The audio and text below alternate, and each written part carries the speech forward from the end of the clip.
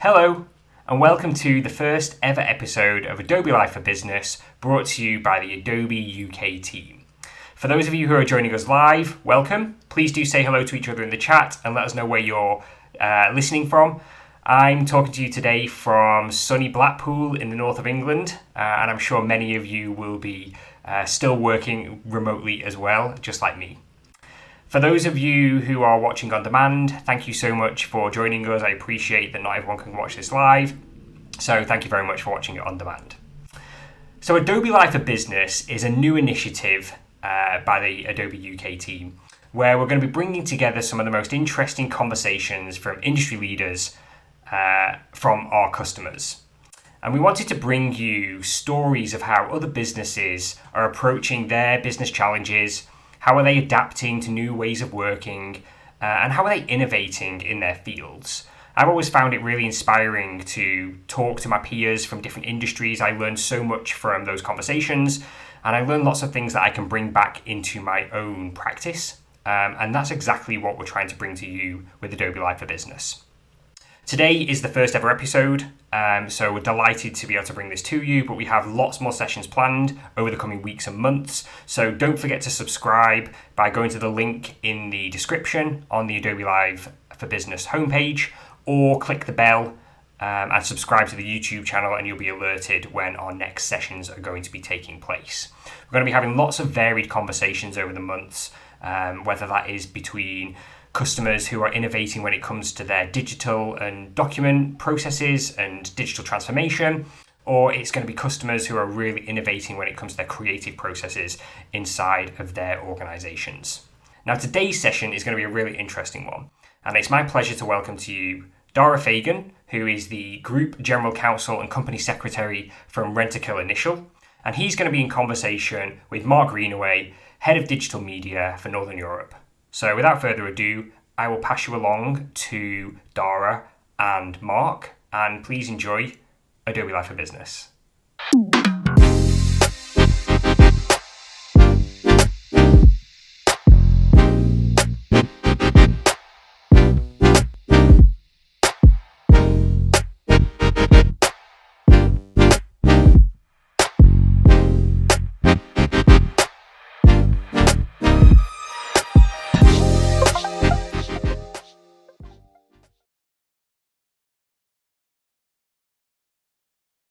Thank you, Sam, for the introduction. Thank you for joining us today for this first Adobe Live for Business to share best practice and thought leadership around digital transformation. We're very fortunate today to have Daragh from Rentokil join us. As Sam mentioned, Daragh is the company secretary and chief general counsel for Rentokil. Now, there are few things more important in these times than effective hygiene and management of risks associated with waste and so on. So Rentokil, more than almost any others, are really leading the way in helping their customers, businesses, and all of us as members of the public and through public services to cope with these current times. And I'm sure for those of you who are preparing to go back to the office, or for those of you who are back in the office, hygiene and waste management is a really critical aspect. So fortunate, thank you, Daragh, for joining us today from Rentokil FTSE 100, multi-billion-dollar company in this market. Would you like to just briefly introduce yourself for us? Hello, everybody. Thank you, Mark. Yes, I'll be very brief because I know we want to get into the discussion. But yes, Rentokil Initial PLC is a FTSE 100, £10 billion global business operating in 83 countries. Best known probably for pest control. We do many other things. And recent experiences include converting over 7,000 people in 60 countries to doing COVID-19 disinfection in about 3 weeks. So we've had some interesting challenges, but big company at scale with lots of challenges that make Adobe Sign a really useful tool for us, which I'm sure we'll talk more about. Thanks. And Rentokil is a digitally savvy company. Can you tell our audience a little bit about what steps you've taken to digitally transform in the past couple of years, as well as the most recent huge transformation Sure. we've had to make this year? And perhaps I should say, I see my role is head of the legal department as general counsel and then company secretary, so supporting the board. I sit on the global executive leadership team, so I see a number of things across the business. But the digital agenda is key to us. We think about pest control, which is our biggest line of service, perhaps in a different way than some people would expect. If you think about it in terms of global food manufacturing and delivery chains, global hospitality companies, how do they ensure safe operations, hygiene through the chain? Digital has a lot to offer in providing data on that, in analytics, in trying to predict where problems may arise, as well as in driving our own business. So digital marketing, over 60% of customer inquiries come from the web now for us. We use artificial intelligence to drive more efficient route mapping, because most of our frontline service personnel are in vans or even sometimes on foot or on in the 83 countries where we operate. And so getting them as efficiently as possible to the customer sites is a key driver for us. So, there are lots of examples. Our frontline people are armed with smartphones in almost every country. So dealing with customers, offering quotes, contracting, safety training, all kinds of things they're doing through digital devices and tools that we provide for them. So you clearly were on the path to transform and to adapt, and with that large proportion of business coming via the web, you're making great progress. But like most organizations this year, you must have been challenged massively to be able to maintain business continuity during the pandemic. What were the specific challenges that Rentokil faced during this year? Huge challenges, and I know a number. I've seen some of the people joining today from other global organizations. Part of the challenge was how differently the virus manifested in different markets, the different pace of it, the different government reactions. So we had challenges from places in Europe like France and Spain, where whole sectors of the economy were shut down almost overnight. So we couldn't visit our customers and do the services we normally would do. We had to obviously protect our people. Huge economic impact, and trying to deal with fast changing government and regulatory instructions has been a massive challenge. And so getting our people designated as key workers so they could continue to perform their critical roles through lockdowns in various countries, that kind of thing. And then corporately, managing furlough and people on who various kinds of government supported employment arrangements, dealing with investors, you name it. It's been a roller coaster that I'm sure many of those listening will recognize. I'm sure, yeah. And with your digital infrastructure on the digital aspects of that transformation this year, how did you specifically adapt to deal with the situation, to deal with these challenges? Well, look, everybody has learned from this the last 6 months or 9 months in case of China, things about their business that they didn't know before. We, I think, cope well for a number of reasons. We already had quite advanced digital infrastructure. We were used to working remotely, using a lot of Google apps, for example. We use Hangout and Drive and other tools very extensively already. So the shift to working from home, for example, was relatively straightforward. And as I said, our frontline were equipped with smart devices. They didn't work in offices. They practically don't visit our premises except to sort of collect more supplies. So we had some advantages there. What was also really impressive, actually, and gratifying was to see how quickly and flexibly an organization of 43,000 people could be when faced with something that no one expected and that came at us with a speed that you couldn't predict. So, and digital was a key part of that. And I suppose part of the reason for being on this stream now was we were anyway talking with Adobe about Adobe Sign, and this was one of those items where we needed to really try and accelerate adoption because the case was good before, and in a COVID world, even more powerful. Okay, thanks. And what impact did Rentokil's implementation of Adobe Sign and e-signatures have? How did that help with the situation? Sure, and I suppose with this, I'd probably say take it away from a specifically COVID-19 environment. I mean, we've been working on a sort of pilot and proof of concept in one of our larger business units in the UK for over 6 months before the lockdowns hit. And I suppose that so it was an acceleration, as I mentioned. But this was about the reason we started with this was looking at the journey of a customer and a contract.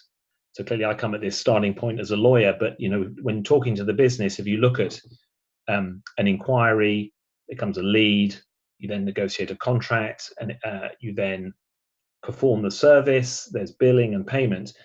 Most of the building blocks of that customer journey, we had very well advanced digital tools and web marketing and all of the things you can imagine. But we found that a gap for us, a relative gap where we were weaker, was in the actual execution of the contract. And Adobe Sign is sort of laser targeted on enabling you as a starting point to do that, and then it gives you other possibilities, which I'm sure we'll discuss. So we were there trying to make the end-to-end journey for a contract with a customer in particular, where all our revenue comes through, a digital one, and this was a gap we were looking to plug. And of course, customers did not particularly want to deal with paper at this point in time. Even less now. I mean, they didn't want our people to be visiting their premises. We were doing the Nightingale hospitals, which for those in the UK were the emergency COVID hospitals. They didn't want anybody who didn't absolutely need to be there for a medical reason visiting those. So we have connected devices, rodent traps and other tools that will send messages rather than needing a visit and a manual check. But when you think about contracting, they don't want to receive paper that's been touched by anybody else. They don't want a service or a salesperson visiting them and asking them to sign on the dotted line. Being able to do that electronically, securely was an additional advantage, absolutely. Yeah, and how did you measure the success of the deployment and enabling e-signatures? Yeah, and in several ways. I mean, one way I was very keen that this would be something that was easy to use. So we have very busy frontline people. I don't need them to operate like lawyers negotiating contracts and be sophisticated in that way. They've got many other skills. I want to get this done as quickly and easily as possible. So ease of training, ease of adoption, the fact that it was user-friendly was critical. From a business point of view, we were looking at, well, what's the real business advantage? And one critical one was acceleration of revenue. So when I presented this project to our executive leadership team, it was about securing and accelerating revenue was how I build it. And we found that in our pilot project in the UK, we were typically taking 2 to 3 weeks from having an agreed contract to actually getting it signed. And we reduced that to 12 minutes. So if you think of that across, our business in the UK is over 150 million a year of revenue pounds. That's a big win in being able to compress that turnaround time and not waste the time of your front line chasing for signatures and so on, and just enabling to get on to the next sale, the next service. So it's a great example. It's something we're familiar that is possible with this kind of process. But what else did you measure? And what else did you achieve from? Well, there were other softer ones. So those were two critical ones for me. There's quite a long list, so maybe I won't go through the whole list. But another one was staff and customer satisfaction. So if you imagine, for us, often the receptionist, the office manager at a customer site, getting something on email, having to review it, maybe print it off, apply a signature, find an envelope and a stamp and post it back, versus I get an email with a link in it that takes me to a secure contract that has been signed by Rentokil Initial. I can just press a button with a thumb or a finger on the device. I get emailed a copy of the signed document. This is far, far easier. So, we focus, as I guess all businesses do, on customer satisfaction.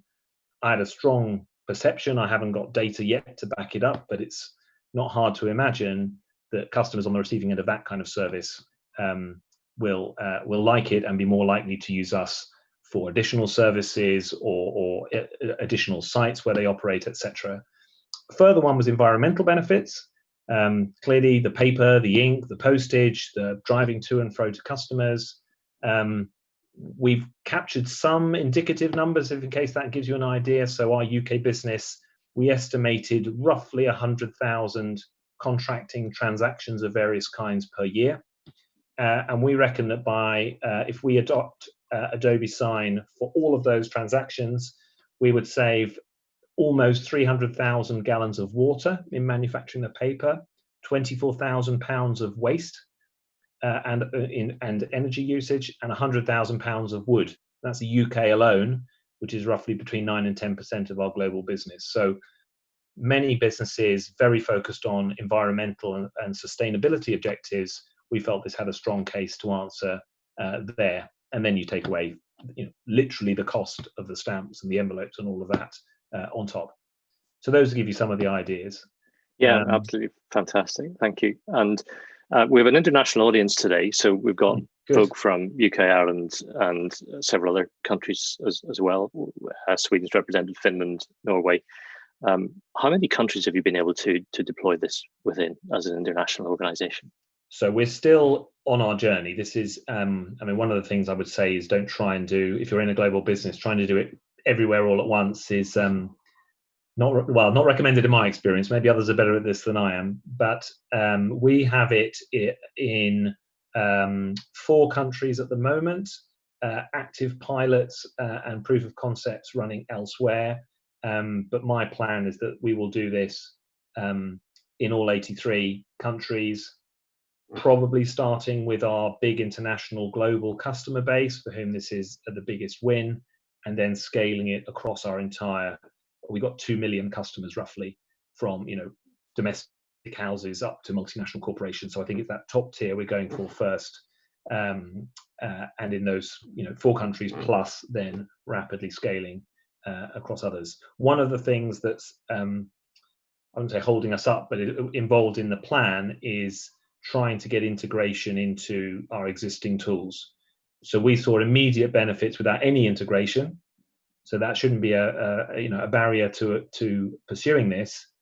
But clearly, once a signed contract gets dropped into your contract archive or into your CRM system, so you've got a full visibility of the customer, those are additional benefits that cut manual steps, and we're working to embed that as well.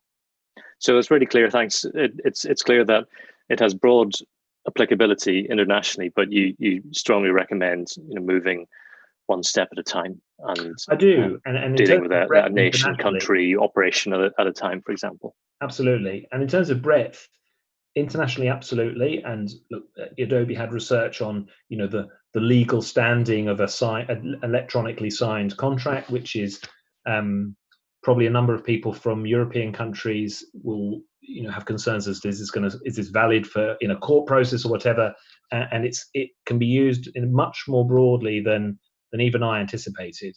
So we're using it not only for customer contracts, some supplier contracts, which I guess is easy, but things like board minutes, mergers and acquisitions transactions, employment paperwork. In the UK, all our new recruits, all that paperwork is done through Adobe Sign and online, and that very much accelerates the start date and the process of new employees coming along. So the only area where there are occasionally a counterparty that refuses to accept it for not a good reason, can't help that.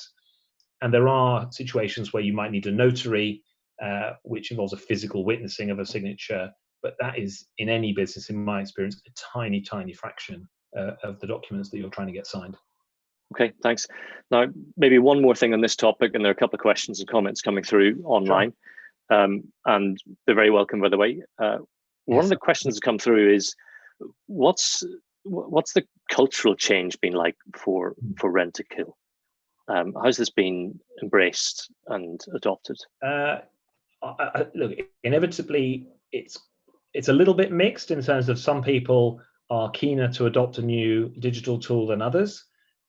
We in the UK ran our pilot with 130 people, so a pretty extensive pilot. gave them all the training, let them use the tool. All our key account managers, and the feedback, I have to say, was overwhelmingly positive. People felt this was very easy. I can't remember exactly, but I think the training took maybe 10 minutes, literally. And they all said, this is going to save me time. This is going to make me look good with my customers. This is easy to use. And we're very happy to avoid all of the contract administration. So that was good. The integration to IT tools, it will depend very much on your own organization and the complexity of that infrastructure. But again, I think it's very intuitive to see the benefit here of this kind of tool. And honestly, it's one of those things I think we will look back and go, why on earth did we ever, or why were we so slow to get to this? It's such an obvious thing to want to do. Yeah, and we've had a comment online along the lines of, validating your view around paper and the inefficiency and waste of our dependence on paper. So you've certainly sparked some people thinking around that. Sure. A couple of the things I wanted to talk about, and going beyond this project and into wider digital transformation. So I'm sure you want to continue transformation as you were running before the current crisis. Yeah. What's next? What's next on the digital strategy? Some of the things, you probably know that quote of the future's here, it's just not evenly distributed. So we've got some parts of our business that are inevitably more advanced than others. So that sort of artificial intelligence in route mapping is something we really want to push harder and scale. The connected devices at the moment is mostly a certain category of commercial customer, but we think there is certainly, accentuated in the current environment by COVID-19, there's scope for that to be a mass market offer in a way that it hasn't really been up to now. In our washrooms business, we have our hygiene business. We think there's a great scope for connected devices there, from basic things like when's the soap running out in the washroom to how dirty is this surface, does it need cleaning, and the analytics that go with that. So there's quite a lot there. Internally, I think Adobe Sign, people start with it, and I did myself, thinking it's a pain to get a pen and paper, let's replace that with digital. But if you look through that as to how you might manage your contract portfolio, I think there are massive opportunities there. So for us, can I automate renewal or upgrade the terms and conditions to incorporate a new service at scale across the whole portfolio? In the past, if that was sending out, maybe 10,000 bits of paper and collecting those signatures, many businesses just wouldn't try. It's just too difficult. With things like Adobe Sign, that becomes something that we can really look at driving and capture, improvements in your terms, price increases, auto renewals, all kinds of things there. So there's a governance and compliance bit, but also real scale business advantage, we think. So those are some of the things that we're looking at. So you're thinking about how you can adapt and develop the customer offering using technology and using devices, yes, and so on. I don't know whether I can put in a plug for our disinfection of sports stadia using drones, but we've got there's always some innovation, which I don't know whether it quite qualifies as digital, but is fun to talk about. Wow. Okay. And we all look forward to sports stadiums in the various countries we're in being open again and again. Hygiene and management of these sorts of risks is absolutely massive, as well as protecting those who are involved in delivering those services. Absolutely. As well. So you talked about the innovation for the customer. You talked about the innovation internally, but there's a key point there, which is that you believe you can accelerate and scale adaptation within your business for your customers' interests, and also protect Rentokil from any other risks and yes, drive a compliant agenda. Absolutely. I think contracting is often a little bit of a hidden topic within organizations. I've worked in several major organizations, and people sort of go, well, I've reached agreement, I've shaken hands when we used to shake hands with my customer, we've got a deal. And what happens after that is not necessarily all that well controlled. The truth is that for most businesses, the value of their business are the contracts they have with their customers under which their revenue flows. So if you start thinking about it like that, you'd give it a bit of a higher priority than, oh, I think the signed contract's in somebody's drawer, but I can't remember who last had it, or I never really got the paperwork actually signed because I kept chasing and they never replied, and then we did the service and they paid us and that's it. So there's often in even quite large sophisticated businesses quite a lot of that kind of thing. So here is a chance to really get control of that, lock in the value that you've got from all that hard work in the sales and the service, and then look at how you improve and iterate it over time. So that's it is a cultural change, it's a bit of a mindset change, but something we're really looking to push. And of course, in my role as with the legal department, that governance and that contracting security is a key part of the value we hope to bring. Yeah.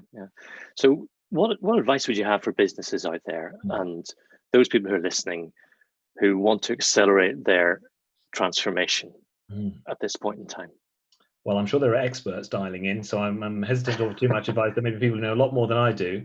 But a few of the things that have helped me, I think that just having a tool is not the answer. What you really need is engagement by the business that's going to use it. You probably need some allies who are convinced of the benefits and will advocate for you, so it's not just always you. You need a proper business case. Certainly, Rentokil does, wants to show me the payback. So you need to try and quantify the benefits, which isn't always easy, but you should really try hard and make some assumptions, for example. So that it's not a functional, an IT, a marketing, a legal initiative. It's this is going to improve our business, and let me try to show you some of the ways how it will in money as well as other things. Certainly piloting, proof of concept, learning things about your business as you go, rather than jumping with a big bang, one size fits all approach. That we've learned some things along the way, and I'd encourage people to at least think about that. And then choose who you partner with carefully. It's not an accident we're partnering with Adobe. You want somebody who has the scale to match your business, is going to commit to continue to develop and resource that software. Otherwise, you're going to be either left stranded or having to pay to customize it yourself. And that shows the commitment to you in how they operate. So the choice of technology partner or consultancy, I think, is key. My final tip, for what it's worth, is try to be open-minded about where this journey might go. You start with one benefit in mind, and I think if you keep that open mind and look thoughtfully at what's happening, you might well find that there are far more benefits that come down the line than you could have anticipated at the beginning. And thanks, we appreciate the support, and we really appreciate the partnership, needless to say. Just two more things. Yes. Yeah, it's just, hopefully, it's been a very good start. Great, thank you. There's a couple more things I just want to ask you. One is there anything you would have done differently? And then the second thing is, and give a bit of time to think about this, many of us through this really difficult period have really focused on what it is that we can do. And I'm interested in what you look back on, and in the greatest of faith that we're coming out of a very tough period. What do you look back on as being your organization or your own biggest achievement in business? So the first thing is, what would you have done differently? Yes. And then what would you have? What do you look back on as being the real big achievement, the thing that you're glad you were challenged with, and you're really happy with how the organization handled it? Okay. What we have done differently? Well, there's a typical answer: you wish you got to it a bit earlier once you'd spotted something. I do think our engagement, we did quite a few things right, but there were assumptions we took into it that, here's a certain way that people consistently contract, for example. Turns out they don't do things quite the same way, and really getting into detail and depth and down to the nitty gritty. What does this person do each day, and how can I understand that and make that easier? So there were bits and pieces there. But on this project, look, there's still a long way to go, and ask me again in a year, I may have a different answer. But I think that we got the fundamentals right, and it's a question of just some tweaks as to how do we really identify and then prepare to scale those benefits. So I think we were doing 2 or 3 pilots, but being quicker to sort of join that up and go, well, right, what does that mean in terms of doing this truly globally? So that's probably the thing I'd have done a little bit differently. I think it made a massive difference, but it would have been maybe got us there a little quicker. The thing we're sort of proudest of over the last 6 months, I think the reaction of our people has been absolutely fantastic. I shouldn't say I'm surprised, because I work with good people, but to have a business that big be that flexible and able to operate that quickly. And I talked about the 7,000 people we trained in 60 countries in 3 weeks. That's one. But in North America, we didn't offer disinfection at all. And we launched it in something like, I think it was 8 days at scale across the US. And we've got some really big customers whose names, sadly, I'm not able to mention, but, massive wins there from a standing start. So it's incredibly encouraging to work in an organization that's not just, what do I do last week, I'll do the same next week, but really ready to think hard and move fast to protect activity for employees and offer services to customers who often desperately needed it. We had people driving to our warehouses, backing up their vans so they could fill up with disinfectant.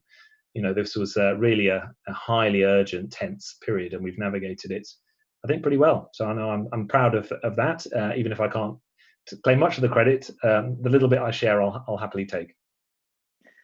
Daragh, thank you. It's impressive, and it's really inspiring, and I hope that it's helped everyone who's listening in to think about how they can adapt and develop and transform their own organizations as well. Learn from your fantastic experiences in really tough times. So thank you for joining us today. Thank you for sharing your experiences with us. I know it's a busy time for your organization particularly.